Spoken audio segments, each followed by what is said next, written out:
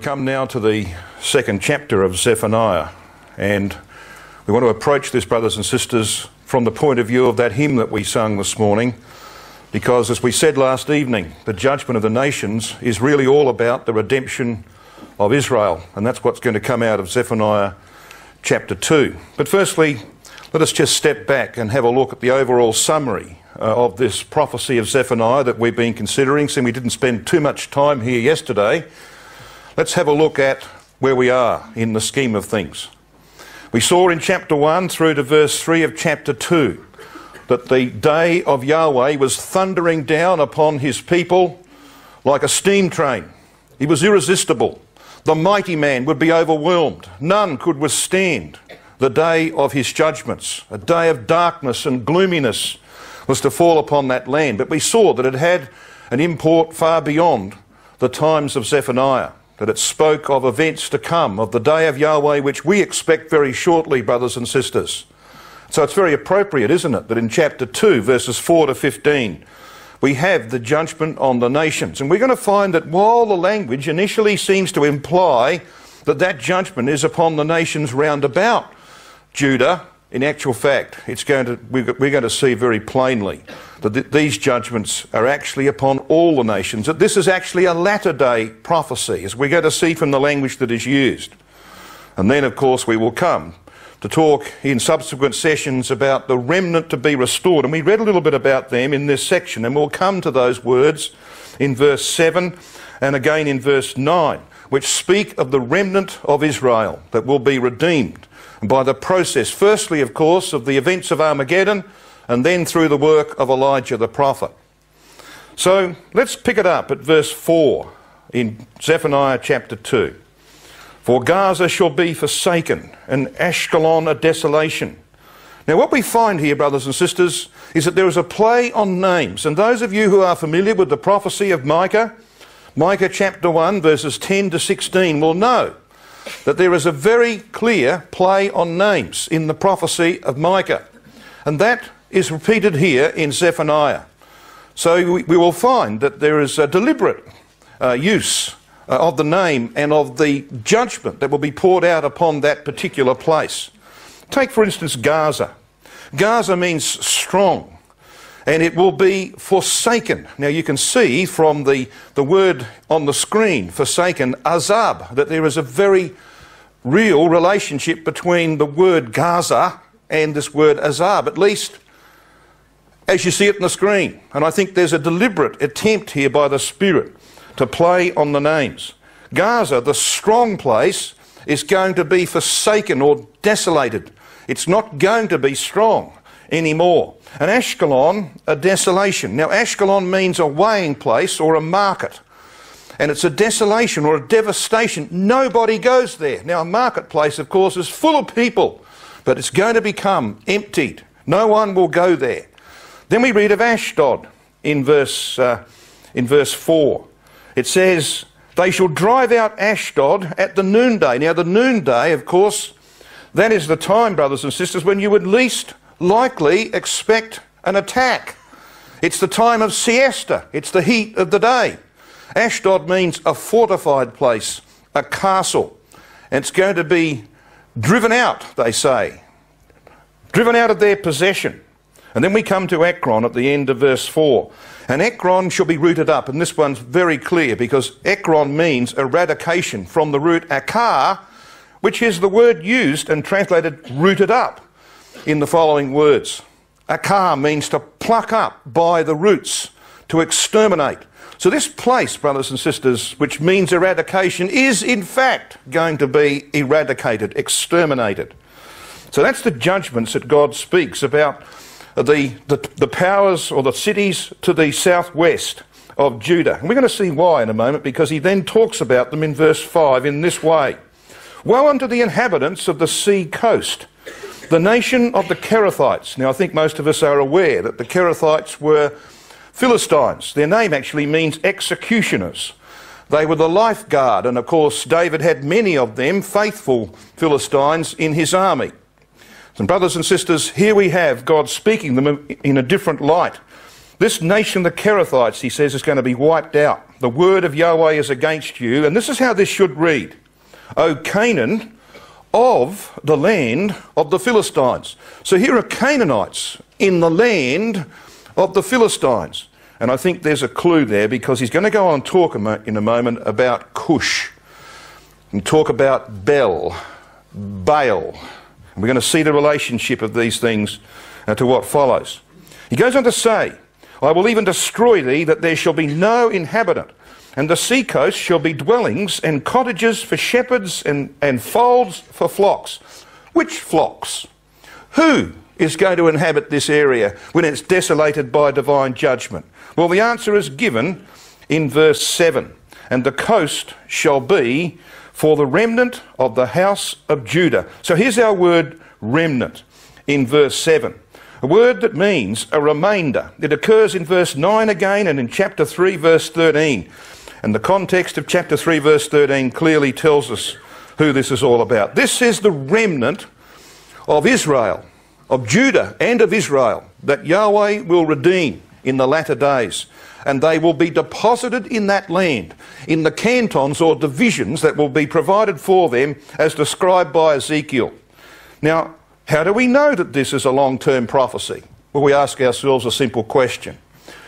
Whenever has Judah, the remnant of the house of Judah, fed peacefully and lay down on the sea coast of the land of the Philistines? Well, never.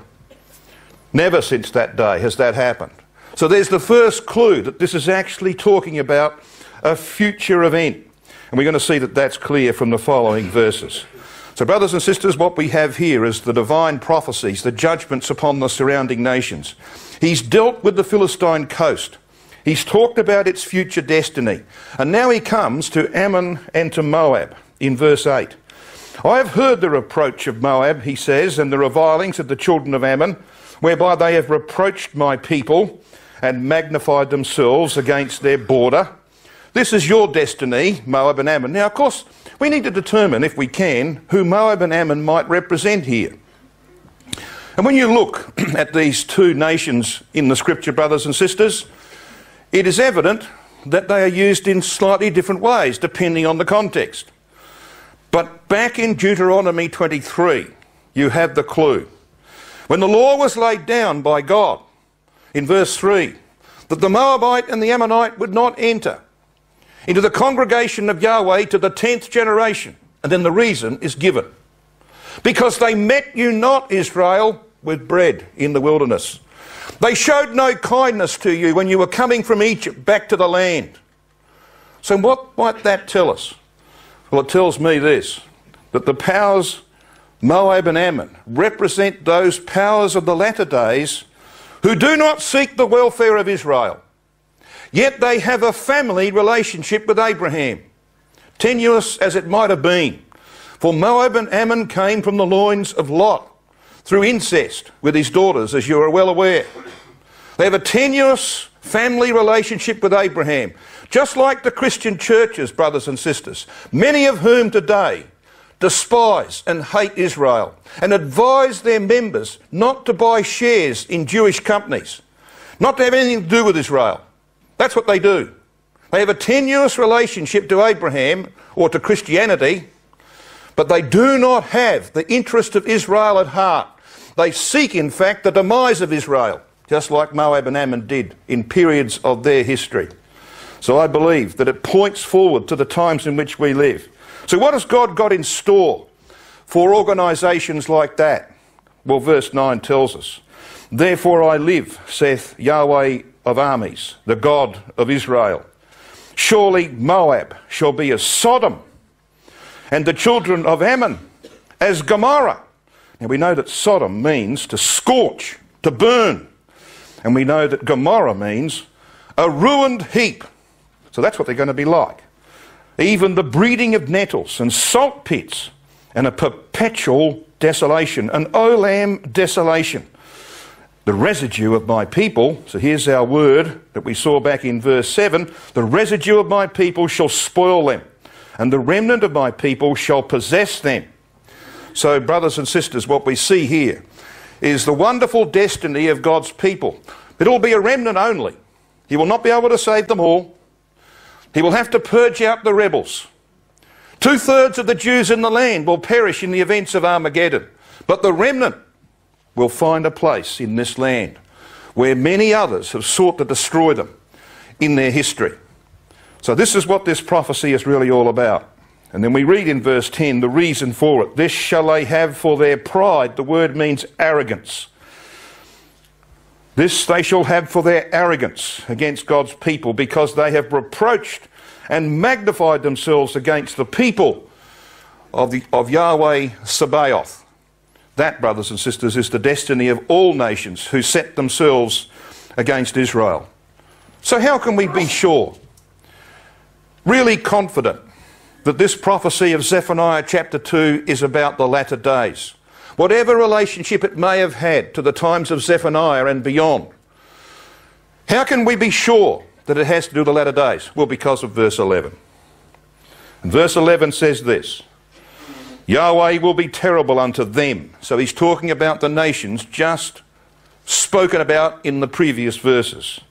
He will be terrible unto them, for he will famish all the gods of the earth, and men shall worship him, every one from his place, even all the isles of the nations. Now, I think most of you are fully aware that that phrase, the isles of the nations, is first used in our Bible in Genesis 10 verse 5. When we saw the division of the nations yesterday into 70 as a result of Nimrod's rebellion, that's the phrase that's used in Genesis 10 verse 5 before you get the list of the 70 nations. By these were the isles of the nations divided. That's the first place in the Bible. And so what Yahweh is saying here is he's going to give rest to his people, and when that happens, all the world's going to worship him. See what it says here? Now let me give you the translation of Rotherham. He says this for verse 11 of Zephaniah 2. Terrible will Yahweh be against them, for he hath caused to waste away all the gods of the earth, that men may bow down to him, every one from his place, all the coastlands of the nations. In other words, this is a worldwide thing. This is not just about things happening in the land. It's talking about every single person on earth bowing down and worshipping our God. It's quite clear, isn't it, that it cannot be a prophecy already fulfilled. It yet awaits its fulfillment, and it's not too far away. Have a look back at chapter 1 and verse 9. When it talks about famishing the gods of the earth, what does he mean by that? Well, verse 9 of chapter 1 we read this. In the same day also will I punish all those that leap over the threshold, as it should read, which fill their masters', it says houses here. You can cross off the S on the end of the word houses, because in the Hebrew it's singular. That fill their master's house with violence and deceit, or at least the produce of violence and deceit. What he's talking about in that verse, brothers and sisters, are the worshippers of false gods, who would go out and commit violence against others, or deceit, and rip other people off, and then bring that into the temple of the God that they served, and fill up the temple of the God that they served with all of this stuff. And what God says in chapter 2 is, I'm going to famish all the gods of the earth. How do you do that? Well, you take away all of their devotees. You take away all the people who worship the gods of the earth, so that they don't bring anything into their temples, okay? So they're famished, so to speak. Those gods starve to death because nobody worships them anymore. Nobody brings anything into their temple anymore. No offerings are made to those gods anymore. That's what he means in chapter 2 verse 11. He will famish all the gods of the earth. They will be finished. And every one upon earth will bow down to him from his place, whether that be in the UK or Australia or Canada, wherever it might be. Everyone will bow down to him, and not one other god will be served anywhere on earth. That's clearly a latter-day prophecy, isn't it? And we are looking at the prospect of that becoming a reality very soon. And we're going to be involved in the administration of that, brothers and sisters.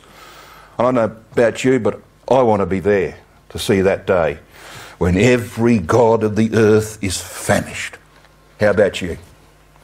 That's going to be a great time. Now, one of those gods is mentioned in the next verse. Verse 12 of Zephaniah chapter 2. And we read this. Ye Ethiopians also, ye shall be slain by my sword. And we pointed out that this word Ethiopians is the Hebrew word Cush. And this is a reference to the original Cush, the home of the Babylonian apostasy. The place where Nimrod began his rebellion and set up that dreadful apostasy which has so corrupted the world, filled it with every form of false worship and idolatry. You know, it doesn't really matter where you go, whether it's Catholicism or Shintoism or Buddhism, whatever it might be, brothers and sisters, all of those religions have their roots in Cush and Nimrod. All of their symbology comes from that one great apostasy. Oh yes, there's variations on a theme, we know that, but they all come from that one apostasy. So Yahweh turns to the source of it all. Ye Cushites, he says, ye shall be slain by my sword. Now who's he talking about here? Well, this is the original Cush, and what you can see on the screen is Genesis chapter 2, verses 10 to 14, about the rivers. Halfway down we read, and the name of the second river is Gihon. The same is it that compasseth the whole land of Ethiopia. The word in the Hebrew, Cush. And the name of the third is Hiddekel, and the fourth, Euphrates. So this is the area in which that original apostasy was set up. Now how do we know that's true? We'll read the next verse, verse 13. And he will stretch out his hand against the north.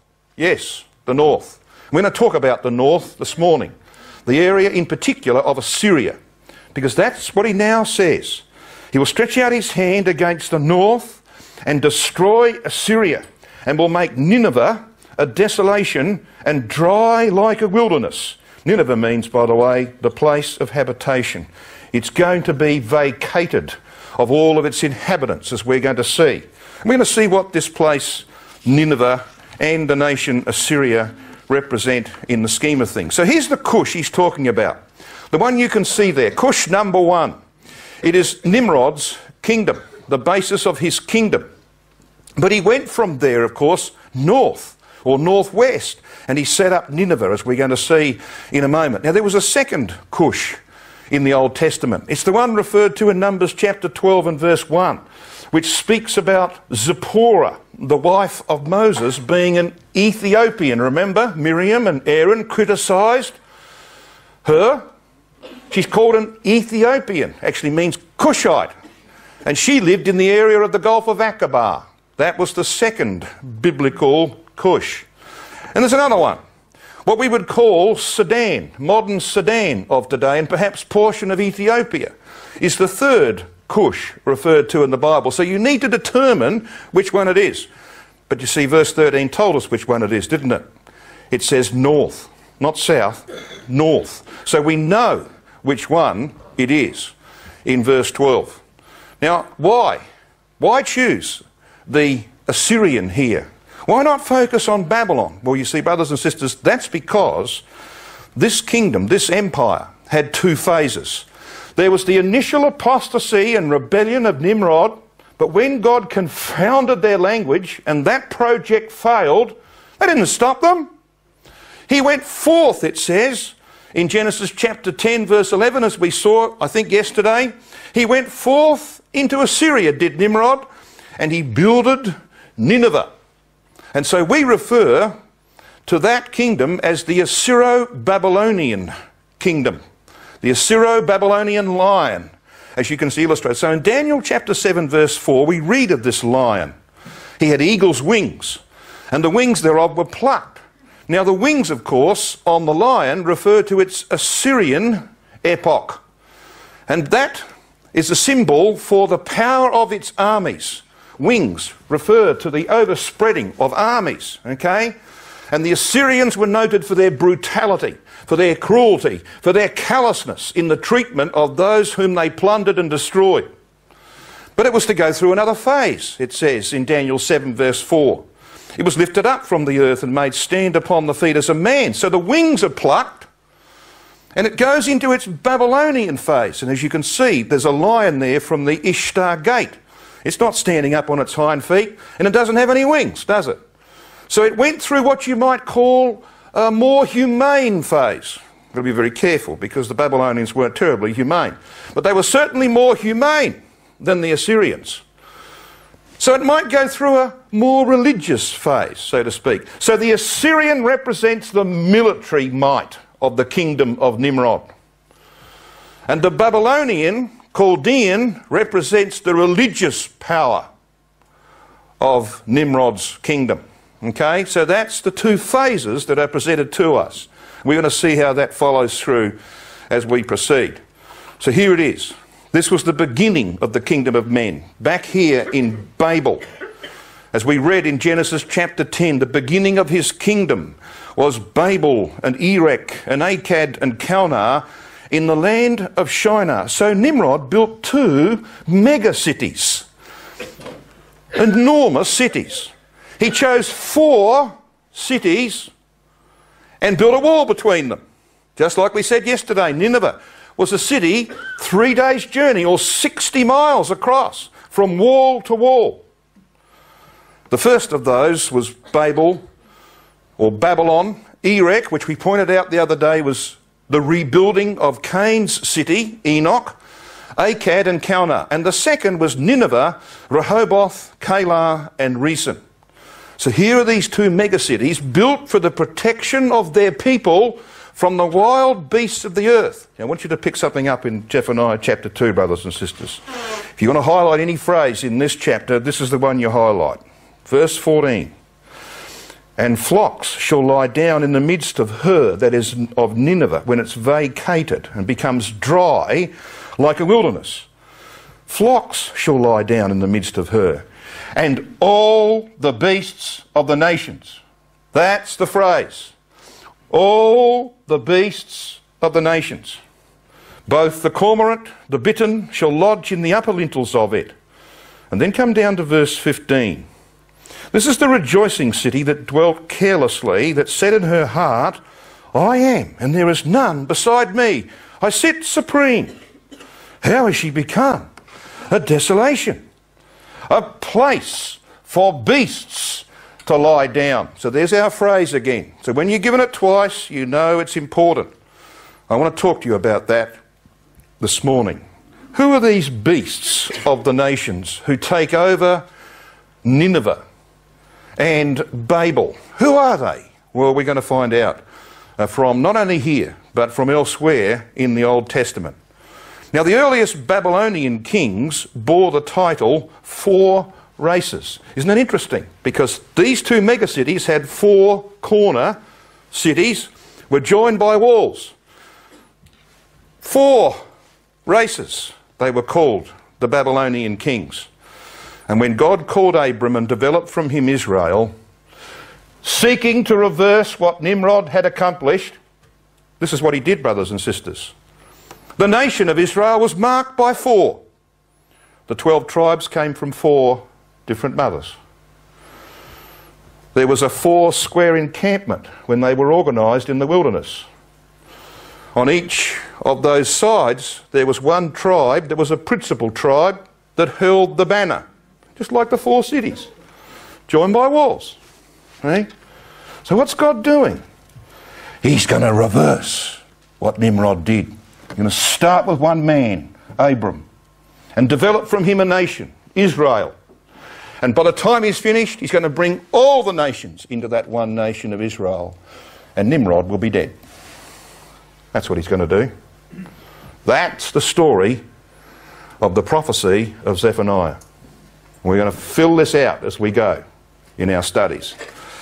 So the glory of Nineveh is described here at the end of Zephaniah chapter 2. And there you see Sennacherib's palace and Tiglath-Pileser's palace. the rejoicing city, that dwelt carelessly, saying, no one's ever going to overthrow me. Well, they had something coming to them, because this is what happened in history, brothers and sisters. Assyria and Babylon weeded themselves into Israel. So how did Assyria and Babylon come into Judah? What happened in history? Well, firstly, Ahaz brought the design of an Assyrian altar to Jerusalem. In the record of 2 Kings 16, verses 10 and 11, you'll recall that. The Assyrian invasion under Sennacherib in the reign of Hezekiah was Yahweh's response. So you bring the Assyrian worship into the ecclesia? Right, here comes the Assyrians. And see what they do to you. Well, we know what they did. But of course they were destroyed outside the walls of Jerusalem, all indicative of greater things to come. Of the Assyrian invasion from the north, the Gogian invasion from the north, of which we will speak in a moment, and their destruction outside the walls of Jerusalem. Manasseh, as we saw, introduced Babylonian idolatry and astral worship. It came straight from Babylon. So what did God do to Manasseh and to his people? Well, wherefore Yahweh brought upon them the captains of the host of the king of Assyria, which took Manasseh among the thorns, and bound him with fetters, and carried him to Babylon, says 2 Chronicles 33, verse 11. So why did God take Manasseh to Babylon via the Assyrians? Now bear in mind at this time, brothers and sisters, that the Assyrians and the Babylonians weren't all that friendly. In fact, they used to have a few punch-ups, if I might put it that way. So how come God arranged for the Assyrians to take Manasseh to Babylon? Well, because he required it. Because Manasseh, which, by the way, his name means causing to forget, which is exactly what he'd done by bringing Babylonian apostasy into Judah, he caused Yahweh's people to forget. He was taken to Babylon as a forerunner of the nation that he had corrupted. And when he got there and sat in the prison in Babylon and contemplated the stupidity of the last 50 years of his life, he repented. It was genuine repentance.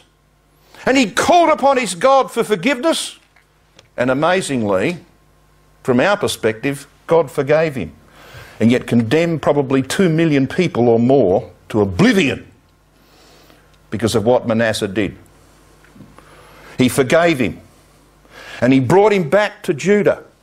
And he began to undo the things that he had done to corrupt that nation. And then died. And his son Ammon just restored it all again. That's what happened. And what God was saying is, I have to send my people Judah to Babylon, to the very heart of idolatry, that they might go through the same process as their king and see the utter stupidity of it. And when they see that, they'll relinquish their hold on idolatry, and then I can bring them back to my land. And of course the Jews did come back, and they never went back to the worship of idols of wood and stone, did they? Never. Oh, well, they worship money, but they don't worship idols of wood and stone. They were cured of it, just like Manasseh was cured of it when he went to the very heart of it and saw what it was really all about. That's the story. And that's why, brothers and sisters, Isaiah speaks eloquently of the Assyrian. I want you to come to a couple of passages in a moment in the book of Isaiah. Isaiah prophesied in the days of Uzziah, Jotham, Ahaz and Hezekiah, and he witnessed the invasion of Sennacherib and the apostasy of both Ahaz and Manasseh. So the latter-day Gogian host is described in the prophecy of Isaiah, as it is in the prophecy of Micah, as the Assyrian. And we haven't got time to go through all of these passages. I want to start you in Isaiah 30. But I think most of you are aware of the earlier ones. It's well worth looking these up, and well worth, I believe, highlighting them in your Bible. Isaiah 10, verse 5 and 24. Isaiah 14, verse 25, and you'll know that Isaiah 14 is all about Babylon and the destruction thereof.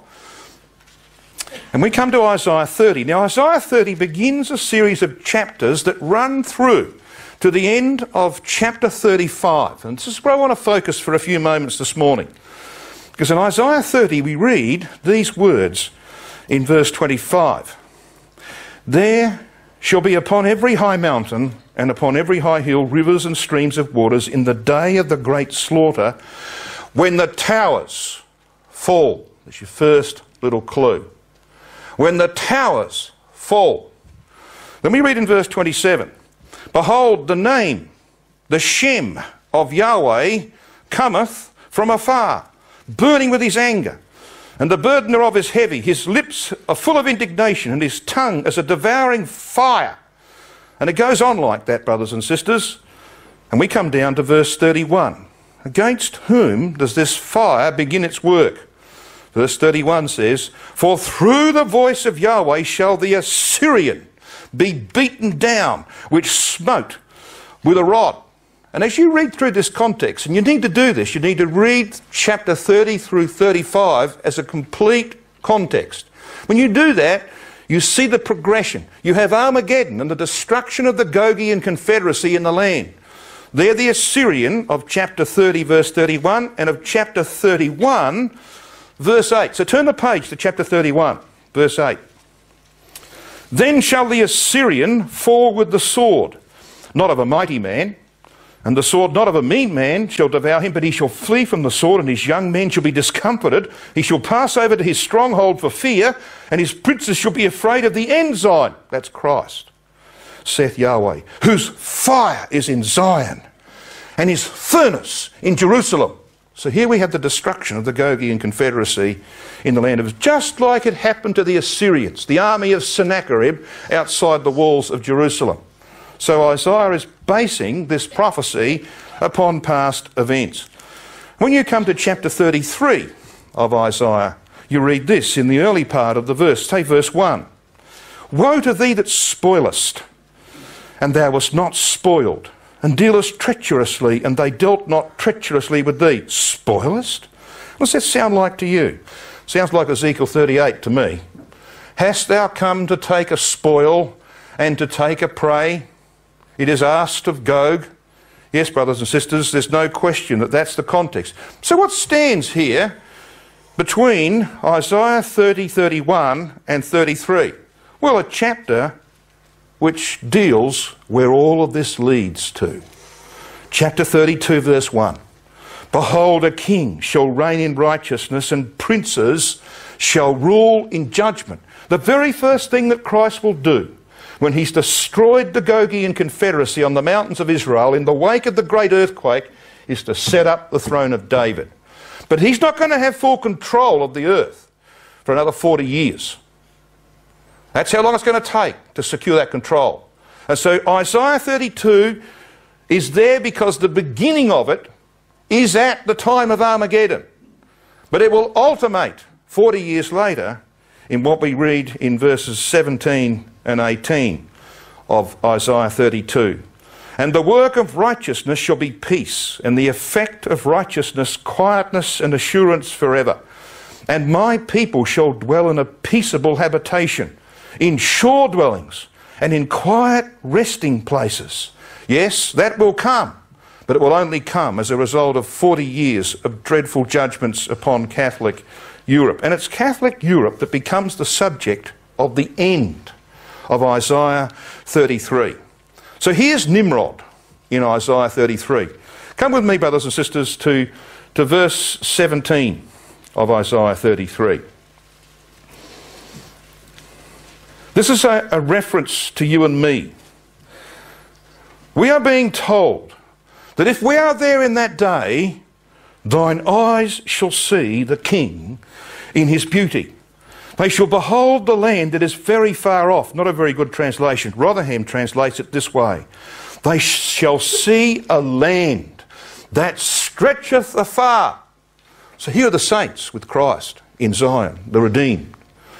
And their eyes see a land that stretcheth afar, as the kingdom of Christ is extended from its beginnings in the land to all the nations of the earth. That's, brothers and sisters, what is before us. Then it says this in verse 18. Thine heart shall meditate terror. Where is the scribe? Where is the receiver? Where is he that counted the towers? The word towers there is migdal. It is used in Genesis chapter 11 verse 4, that they built a tower in the land of Shinar. Where is he that counted the towers? Thou shalt not see, he says, a fierce people, a people of a deeper speech. Speech, the word is safar. It is the word that occurs in Genesis 11 verse 1. All the nations were of one lip, one safar. Thou shalt not see a fierce people of a deeper safar than thou canst perceive, of a stammering tongue. And so it goes on. Come down to the end of verse 20. Well, let's just read verse 20. Look upon Zion, the city of our solemnities. Thine eyes shall see Jerusalem, a quiet habitation, a tabernacle that shall not be taken down. Not one of the stakes thereof shall ever be removed. Now the words, shall ever be removed, are just the one Hebrew word, nasar. And it is translated in Genesis chapter 11 verse 2, journeyed. They journeyed eastward. So there are little clues here. You know how I discovered that, brothers and sisters? It just so happens that this is one of the very few concentrations of words that occur in Genesis chapter 11 anywhere in the Old Testament. You don't find them like that. So they're concentrated here. Why would that be the case? Well, the Spirit's telling us something. This is about the unwinding of Nimrod's work. And when you come down a little later on in this chapter, in verse 21, it talks about the glorious Yahweh will be there unto us a place of broad rivers and streams, wherein shall go no galley with oars, neither shall gallant ship pass thereby. That's Revelation chapter 18, verses 17 to 19. It's the end of trading by Catholicism. No galleys, no merchandising of their religion anymore. That's the context, and that's why we want to have a quick look, if we can, in what remains of this session of Isaiah chapter 34. Because Isaiah 34, brothers and sisters, is going to tell us something about this system which is going to be destroyed at the end of that 40-year period. And that's what 34 is about. So let's read it. Isaiah 34. Come near, ye nations, to hear, and hearken, ye peoples, as it should read. Let the earth hear, and all that is therein, the world and all things that come forth of it. Now, we've been talking about the revival of the Tower of Babel in Europe, as you saw last evening. Europe, many tongues, one voice. Just wanted to remind you of that, because that system is about to meet its demise.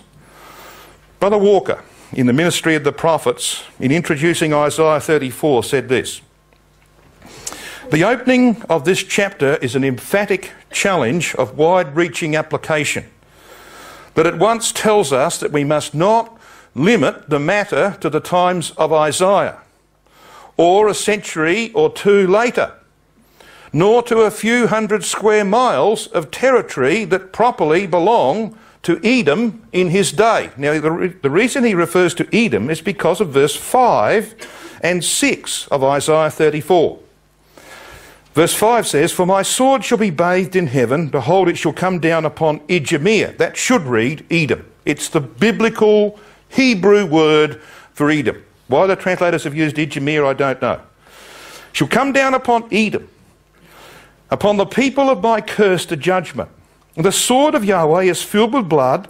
It is made fat with fatness, and with the blood of lambs and of goats, with the fat of the kidneys of rams. For Yahweh hath a sacrifice in Bozrah, and a great slaughter in the land of Edom. So that's why Brother Walker makes reference here to that which belongs to Edom in his day. So he's saying, don't be sort of tunnel vision here.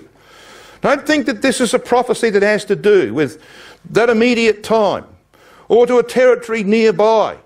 This is about the big picture, brothers and sisters, and it is. He's quite right. It's about the big picture. You know, sometimes we confine Isaiah 34 to Armageddon. Well, it starts with Armageddon, brothers and sisters, But this is really about the destruction of Babylon the Great, the latter-day Edom. I'm going to spend the next 5 minutes proving that to you. That's what this is about.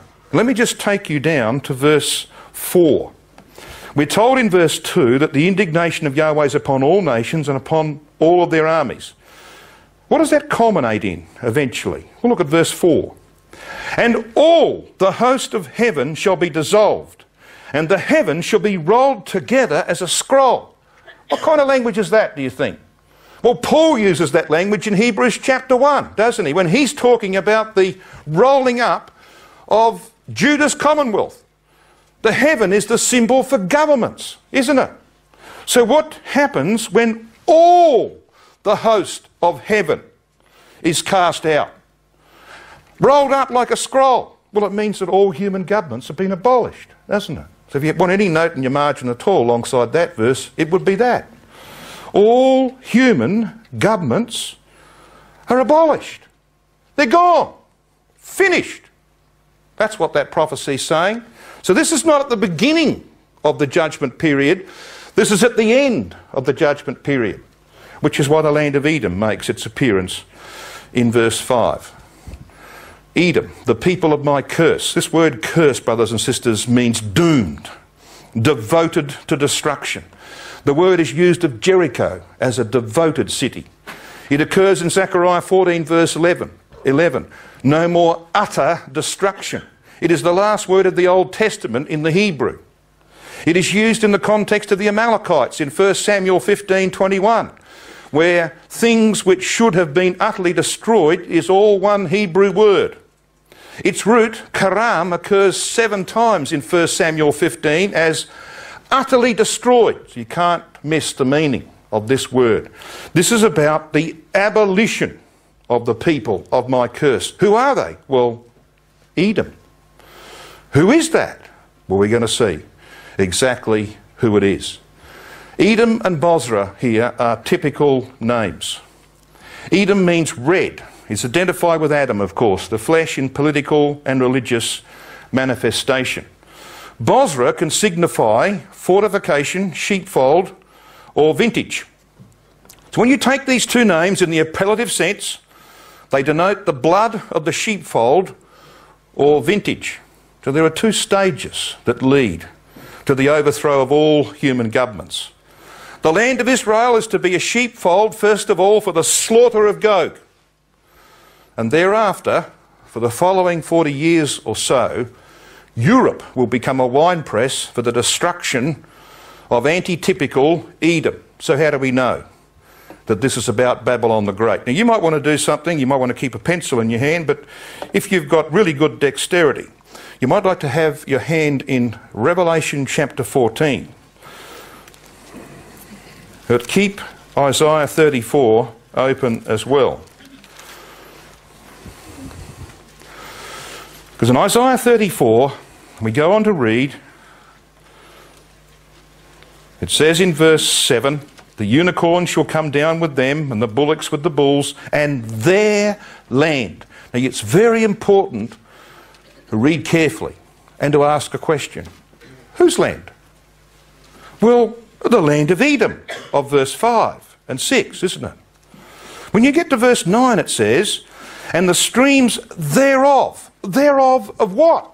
Well, of the land of Edom shall be turned into pitch, and the dust thereof into brimstone, and the land thereof. What land? The land of Edom shall become burning pitch. It, that land, shall not be quenched night nor day. The smoke thereof shall go up forever, from generation to generation. It, the land of Edom, shall lie waste. None shall pass through it forever and ever. Well, brothers and sisters, that language is picked up in Revelation chapter 14, verses 10 and 11, which read in part, and he shall be tormented with fire and brimstone. So who's the he here of Revelation 14 and verse 10 and 11? Well, what about going back to verse 8 of Revelation 14? And verse 8 says this, And there followed another angel, a second angel it should read in the text, saying, Babylon is fallen, that great city, because she made all nations drink of the wine of the wrath of her fornication. Then there's another warning given. Don't follow her, verse 9. But if you do, this is what you get. He shall be tormented with fire and brimstone. It comes straight from Isaiah 34, verse 9. In the presence of the holy angels, in the presence of the Lamb, and the smoke of their torment ascendeth up for ever and ever. Straight from Isaiah 34, verse 10. And you know, even the translators could see that, brothers and sisters, because if you just flick back to Isaiah 34, you will see that in the margin alongside of verse 10, at least in the Oxford Bible, they say, go and have a look at Revelation 14, verse 11. And then you read in Isaiah 34, verse 11, these words, but the cormorant and the bittern shall possess it. The owl also and the raven shall dwell in it, and he shall stretch out upon it. In the margin of my Bible it says, go and have a look at Revelation 18, verse 2. Well, let's have a look at that. Revelation 18, verse 2. What does it say? Well, this is about the work of the mighty rainbowed angel. And it says in verse 2 of Revelation 18 this. He cried mightily with a strong voice, saying, Babylon the Great is fallen, and is become the habitation of demons, and the hold of every foul spirit, and a cage of every unclean and hateful bird. That, brothers and sisters, is straight from Isaiah 34, isn't it? So, finally, just one more minute. Come back with me to Isaiah 34. Who are the birds and the beasts that we've been reading of in verse 11? Who are they, brothers and sisters? Well, it says in verse 11 of Isaiah 34, the cormorant and the bittern shall possess it. This is the language we've just seen in Zephaniah 2, isn't it? The beasts of the earth and the unclean birds who will fill up the vacated Nineveh. Who are they?